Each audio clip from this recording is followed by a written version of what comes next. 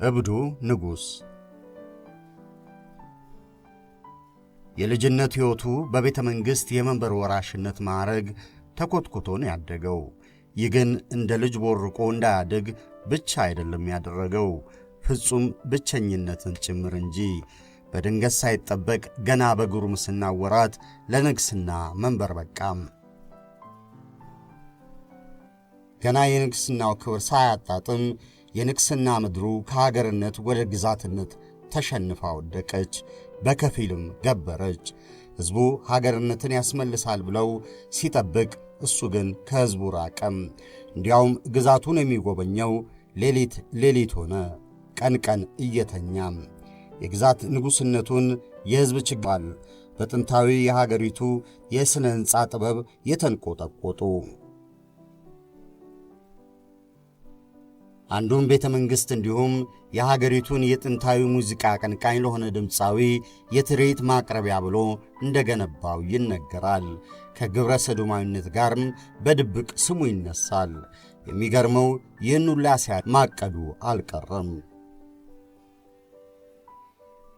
የቤተ መንግሥት አማካሪዎቹ ይሉትን ለመስማት ፍላጎትም አልነበረውም። እናም አእምሮ ጤነኛ አይደለም የሚሉ ክሶች በዙም። የአእምሮ ጤና ሐኪሞችም መርምሩት ተባለም።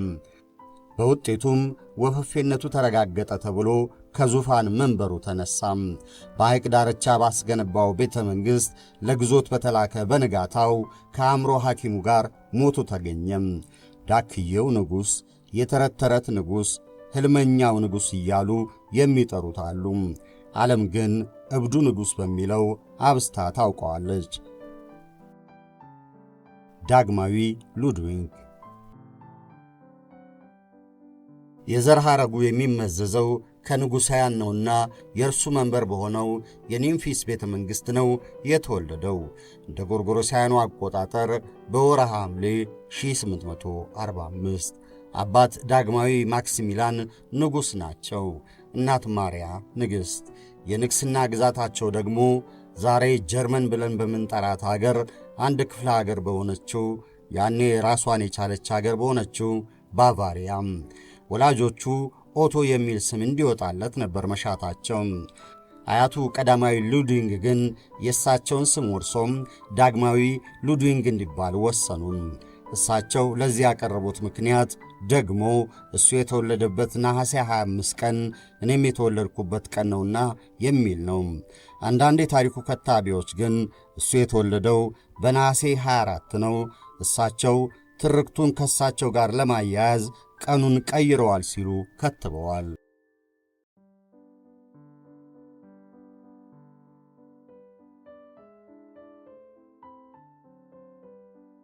በሌላ በኩል የንጉሣውያኑ ቤተሰብ በፈረንሳይ አብዮት የተገፉ በመሆኑ ዕለቱ በፈረንሳይ ከሚከበረው በዓል ጋር የተያያዘ ነው ይላሉ።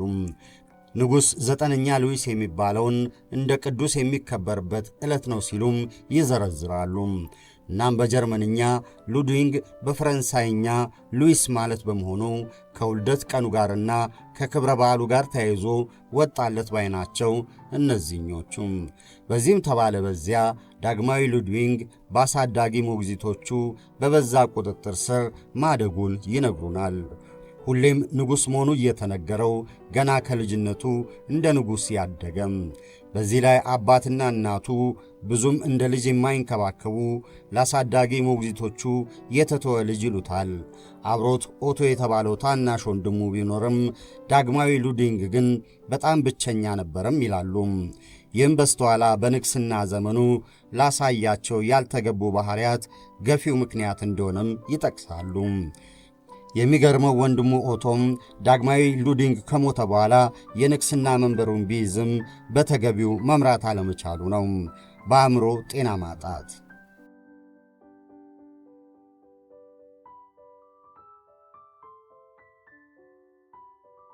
የልጅነት ሕይወቱ ፍጹም ብቸኛ መሆኑ ለበስተኋላ የተለየ ባህሪው ምክንያት መሆኑን ከሚገልጹት መሃል ኮኒ ኒውማን ይገኙበታል። እሳቸው ዳግማዊ ሉድዊግ ከቤተሰቦቹ እጅግ የራቀ ነበር ይላሉ። እዚህ አባቱ ንጉሥ ዳግማዊ ማክሲሚላን አማካሪያቸው ለልጃቸው ጊዜ እንዲሰጡትና እንዲያቀርቡት በመከራቸው ጊዜ የመለሱትን ይጠቅሳሉ። ነገር ግን እኔ ለሱ ለምን እነግረዋለሁ? ከሁሉ አስቀድሞ የእኔ ልጅ ሰዎች ስለሚነግሩት ነገር ፈጽሞ ፍላጎት የለውም ማለታቸውን ከትበዋል። እናቱም ንግሥት ማርያ እሱ እኮ የእኛ የቀደምት አባቶች ልጅ ነው፣ እሱ ከእኛ ይልቅ ለኃያሉ ቅድመ አያቱ እጅግ ቅርብ ነው ሲሉ መናገራቸውንም ያክሉበታል።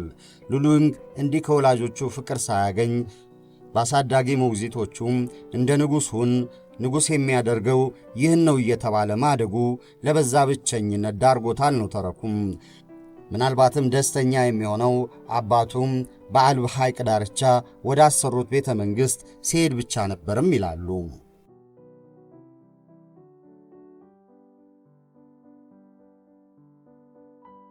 ለዚህ ዋነኛው ምክንያት ደግሞ ቤተ መንግሥቱ በጥንታዊ ዘመን የጀርመን ስነ ሕንፃ መዋቡ ነው። የሕንፃው ስነ ስዕልና የተንቆጠቆጠው ደግሞ የጎት አሳሳል በሚባለው ነውና በተለይ ደግሞ በሕንፃው አብዝቶ የተሳለው የሎሂንግሬን ስዕል ይወደው ነበረ። እሱ በጀርመን እንዲያም ሲል በባቫሪያ ስነ ጽሑፍ ገኖ የተሳለ ጀግና ነው። ቅዱስ ዋንጫ ሆሊግሬን ምስናው ዘመኑ ደግሞ አንድ ወዳጅ ብቻ ነበር ያፈራው። በወታደራዊ ሥልጠና ካምፕ በንጉሥ ማዕረግ ይንከባከበው እንዲሁም ወታደራዊ ሥልጠናና ትምህርት ያቋደሰው የነበረው ልዑል ጳውሎስ በባቫሪያ እጅግ ባለጠጋ ከሚባሉት የተሬንድ ታክሲስ ቤተሰብ የተገኘ ነውና በጉርምስና ዘመኑ ወደ ወታደራዊ ማሰልጠኛ መግባቱ ግድ ነው። ሉድዊግም እንዲሁም። እናም በዚህ በማሰልጠኛ የልብ ወዳጅ ለመሆን በቁ ነው ተረኩም። እናም ፈረስ የሚጋልቡት ሁለቱ ብቻ ናቸው አብረው። የጥንቱን ቅኔና ስነ ጽሑፍ ጮክ ብለው የሚያነበንቡትም እንዲሁም የሪቻርድ ዋግነር የጥንቱ ዘመን ኦፔራ የመድረክ ተውኔት ስነ ቃሎችን የሚያነበንቡ። ግንኙነታቸው ግን ባጭሩ ተቀጨ። ጳውሎስ ልዑልነቱን ተነጥቆ እንደ ማንኛውም ሰፊ ሕዝብ እንዲሆን ሲወሰን፣ ሁለቱም አብረው ያነቡት የነበረውን የተውኔት ስነ ቃሎች ባለቤት ሪቻርድ ዋግነር ነገረ ተረክ ግን በሉድዊግ ሥልጣነ ዘመን ሁሉ የሚዘልቅ ነውና በልባችሁ ይዛችሁ ተከተሉኝ።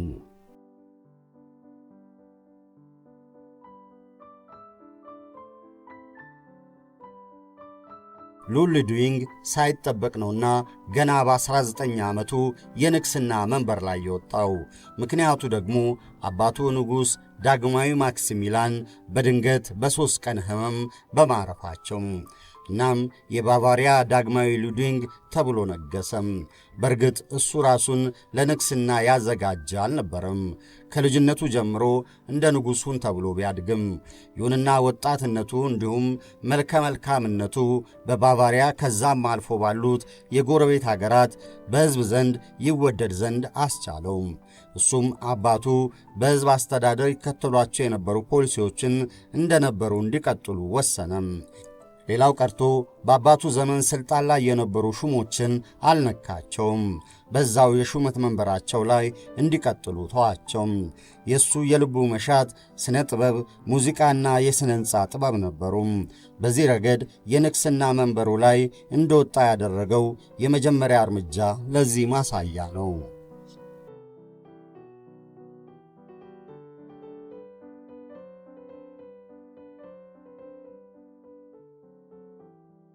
ሥልጣን በያዘ በጥቂት ወራት ውስጥ ወደ ቤተ መንግሥቱ ችሎት የጋበዘው የሙዚቃ አቀናባሪውን ሪቻርድ ዋግነርን ነውና ሪቻርድ ዋግነር በዘመኑ በባቫሪያ በአሁኗ ጀርመን እጅጉን የታወቀ የኦፔራ ሙዚቃ አቀናባሪ፣ መራሒ ተውኔት የነበረ ነው።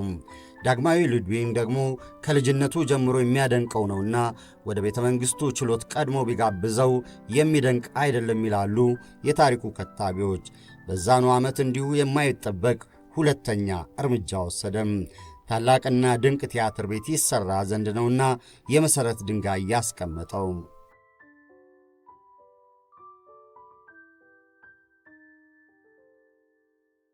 ጋርተን ፕላትስ የተባለ ቲያትር ቤት። በእነዚህ የተነሳ እንደ ንጉሥ ሀገር በማስተዳደሩ ረገድ ገና ወደ መንበር እንደመጣ ነው ከማንም የማይገጥም ባህሪ እንዳለው መታየት የጀመረው። ከሁሉ በላይ ደግሞ ከሕዝቡ ጋር ፊት ለፊት መገናኘትና ንግግር ማሰማት መጥላቱም እንዲሁም እንደ ድግስ፣ ሰርግና ምርቃት የመሳሰሉ ሕዝብና ታዋቂ ሹሞች የሚሰየሙባቸውን ማኅበራዊ በዓላትማ አብስቶ ከመጥላቱ የተነሣ በተቻለው መጠን ሰበብ እየደረደረ የማይገኝባቸው ነበሩ።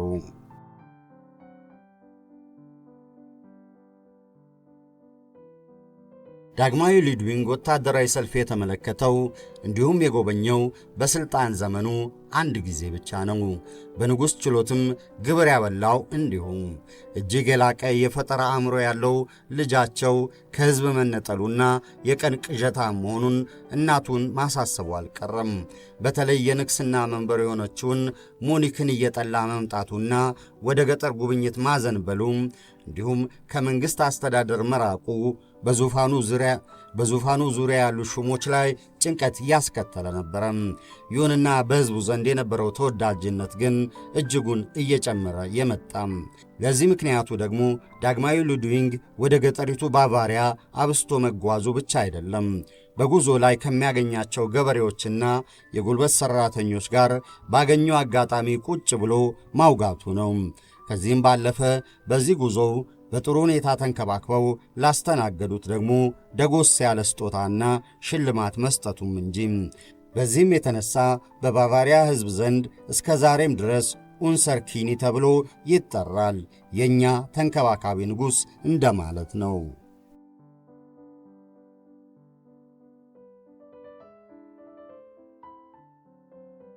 እንደ ጎርጎሮሳውያኑ አቆጣጠር በ1866 የተጀመረው የፕሩሺያ ወይም የጀርመን ውህደት የተባለው ዘመቻ በዳግማዊ ሉድዊግ ሕይወት ውስጥ ሁነት ቀያሪ ነበረ። ዳግማዊ ሉድዊግ በንግሥና መንበሩ ላይ ከተቀመጠ የፕሩሺያ ጦር መራሄ መንግሥት ለመሆን በበቁትና ጀርመንን በማዋሃድ ስማቸው አብስቶ በሚነሳው ኦቶ ቮን ቢስማርክ ነበር የሚመራው። ዳግማዊ ሉድዊግ ግን የመረጠው ከኦስትሪያ ወገን መሆን ነበረ። ይሁንና ይህ የኦስትሪያና የባቫሪያ ጥምር ጦር በፕሩሺያ ሰራዊት ተሸነፈ። የባቫሪያ መንግሥትም ተሸንፏልና ከፕሩሺያ መንግሥት ጋር የጦር ስምምነት እንዲፈርም ተገዶ ተፈጸመ። ከጥቂት ዓመታት በኋላም የፕሩሺያ ጦር የፈረንሳይ ፕሩሺያ የሚባለውን ጦርነት አሸንፎም የጀርመን ውህደት በድል ተጠናቀቀ። ባቫሪያም የሰሜን ጀርመን ኮንፌዴሬሽን አካል ሆነች። ይሁንና በባቫሪያ ሹሞች የበረታ ጥረት ሀገረ መንግሥትነቷ በኮንፌዴሬሽኑ ውስጥ ይጠበቅላት ዘንድ ሆነም። የራሷ የዲፕሎማሲ ግንኙነት ይኖራት ዘንድ በጀርመን ጦር ሰራዊት እዝ ውስጥ ቢሆንም የራሷ ጦር እንዲኖራትም ጭምር።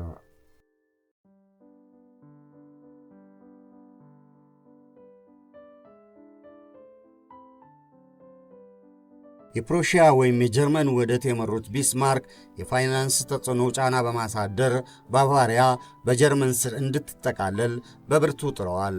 አንዳንድ የባቫሪያ ሹሞችን ጭምር ከጎናቸው በማድረግ ዳግማዊ ሉድዊግ ግን በፍጹም የባቫሪያን ሉዓላዊነት የሚጥስ ስምምነት አልቀበልም አለም።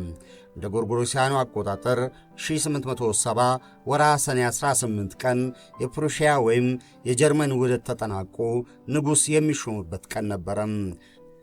በቨርሳይል ቤተ መንግሥት አንድነቷ የተረጋገጠው ፕሩሺያ ንጉሠ ሲመት የሚካሄደው ደግሞ ለንጉሥ ዊልሆልም ነበረ። ይህን ያልተቀበለው ዳግማዊ ሉድዊግ በበዓለ ሲመቱ ላይ ሳይገኝ ቀረም። ከባቫሪያ በዚህ በዓለ ሲመት ላይ የተገኙት ወንድሙ ኦቶና አጎቱ ነበሩ። በእነዚህ አስቸጋሪ ሁኔታዎች ውስጥ እያለም ነበር ሚስት እንዲያገባና ዘሩን እንዲተካ የበዛ ተጽዕኖ መድረስ የጀመረው። የታጨችለት ደግሞ ከባቫሪያ የመሳፍንት ዘር የሆነችው ሶፊ ቻርሎቴ።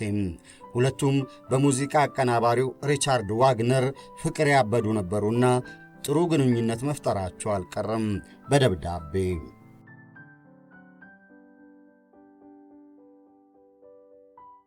ይሁንና ለብዙ ጊዜያት በሚወደው የሙዚቃ አቀናባሪ ሪቻርድ ዋግነር ላይ የታሪኩ ከታቢዎች ሉድዊግ የዋግነርን ኦፔራ ቲያትር በ15 ዓመቱ ከተመለከተ ጀምሮ ነው በፍቅሩ የወደቀው ይላሉ። ለ51 ዓመቱ ዋግነር ሳይጠበቅ በሙኒክ ቤተ መንግሥት ለ1 ሰዓት ከሩብ ያህል ትርኢቱን እንዲያቀርብ ፈቀደለት።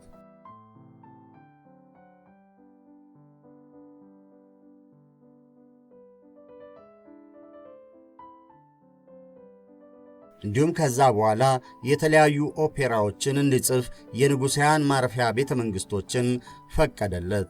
ሌላው ቀርቶ ዋግነር የኦፔራ ማሳያ ቤት ለመገንባት ገንዘብ ባስፈለገው ጊዜ ሉድዊግ 100,000 የሀገሪቱን ብር ታለርስ ሰጥቶት ነበረም። ዋግነር ያለ ሉድዊግ እነዛን ታላላቅ የኦፔራ ቅንብሮችን መስራት አይቻለው ነበር ይላሉ። ሉድዊግ በዋግነር ፍቅር ያበደ መሆኑን እያጣቀሱ ዋግነር ቅንጡና የወሲብ ቅሌት የበዛበት ሕይወት በሙኒክ ከተማ ይገፋ ነበርና ተቃውሞ በዛበት ይሉናል። እናም ንጉሡ ሉድዊግ ዳግማዊ ጥቃት ሊደርስበት ስለሚችል ከተማዋን ለቆ እንዲወጣ ጠይቆት ማምለጡን እዚህ ጠቅሳሉ። አንዳንዶቹ እንዲያውም ሉድዊግ አብሮት ሊጠፋ ሲል እንዲቀር ያስገደደው ሪቻርድ ዋግነር ነው ይላሉ። ዳግማዊ ሉድዊግ እጅጉን ቲያትር መመልከት ያፈቅር ነበር። 209 ቲያትሮችን ለሱ ብቻ ተተውኖለት ተመልክቷል። 44 ኦፔራዎችም እንዲሁም። ከነዚህ ውስጥ 8ቱ የሪቻርድ ዋግነር ናቸው።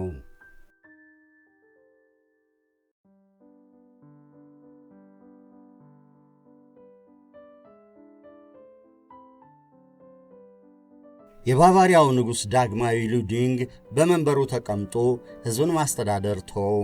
እንዲያውም ከሕዝብ እይታ ጭምር ራቀም። ከእሱ በታች አገር የሚመሩ ሹሞችም ሊያገኙት የማይቻሉት እሱ ቀን ቀን እየተኛ ሌሊት ሌሊት ነውና በሀገሩ ግዛት የሚዘዋወረው።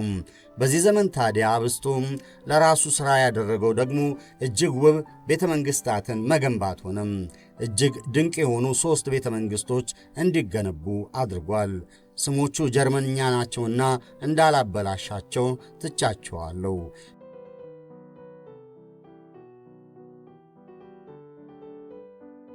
ሊንዶርፍ ለተባለው ቤተ መንግሥት ደግሞ ከ6 ሚሊዮን ማርክ በላይ፣ ለሌላው ትልቁ ቤተ መንግሥት ግንባታ ደግሞ የወጣው ከ16 ሚሊዮን ማርክ በላይ ነው። የእነዚህ ግንባታዎች መካሄድ ቤተ መንግሥቶቹ በሚሰሩባቸው አካባቢ ላሉ ሠራተኞችና ባለሙያተኞች ታላቅ ገቢ ያስገኘ ነውና ንጉሡን ይወዱት ነበረ። በተቃራኒው ሉድዊግ እነዚህም ቤተ መንግሥታት ሲሠራ ከሌሎች ነገሥታት ጭምር እየተበደረ ነበረና ባቫሪያን በዕዳ ቁልል ላይ ጣዳት። የኑሮ ውድነቱም እጅግ ናረ። ይህም ሆኖ ሌላ 4ኛ ቤተ መንግሥት ለመገንባት ማቀዱ አልቀረም። ይህን እንዲተው የመከሩ ሹሞችንም የማይሰማ ሆነም። እናም ሹሞቹ የጤናው ነገር ያጠራጥራልና ሐኪም ይየው ሲሉ ወሰኑ ነው ተረኩም። 4 የአእምሮ ሐኪሞችም አዩት። እነሱም ንጉሥ ዳግማዊ ሉድዊግ አእምሮ የተነካ ወፈፌ ነው ሲሉ ወሰኑ። ከንግሥና መንበሩ ተነስቶም በሐይቅ ዳርቻ ወዳስገነባው ቤተ መንግሥት ተወሰደም ከአንድ የአእምሮ ሐኪሙ ጋር። በንጋታውም የሁለቱም አስክሬን በሐይቁ ላይ እየተንሳፈፈ ተገኘም። የይፋዊ ቤተ መንግሥት መግለጫ ሉድዊግ የአእምሮ ሐኪሙን ገሎ ከዛ ራሱን አጥፍቷል የሚል ነው። ሌሎች ደግሞ በጠላቶቹን የተገደለው የሚሉ አሉ። በጥይት ተመቶ እንደተገደለም እንዲሁም። እንዲህ ለ2 አስርተ ዓመታት ባቫሪያን የመራው አወዛጋቢው ንጉሥ ዳግማዊ ሉድዊግ ዳክዬው ንጉሥ፣ የተረት ተረት ንጉሥ፣ ሕልመኛው ንጉሥ፣ ቸሩ ንጉሥ እየተባለ ቢጠራም ዓለም ግን እብዱ ንጉሥ በሚለው ቅጽል ስሙ እስከ ዛሬም አብስታ ታውቀዋለች። ቸር ያሰንብተን።